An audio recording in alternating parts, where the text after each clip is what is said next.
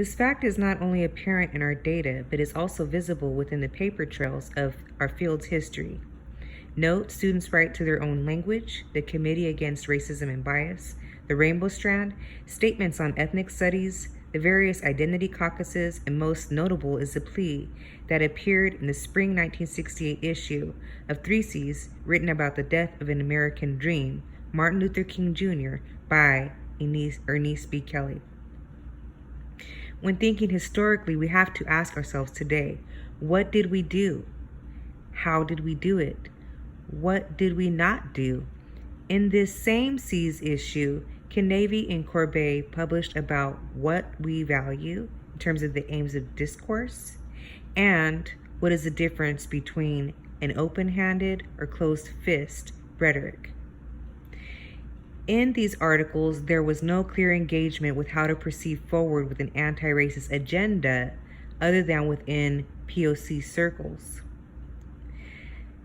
In the civil rights movement, this is where the context takes place, and we see historians of the field understanding the impact of Martin Luther King Jr.'s death on the field within Kelly's letter.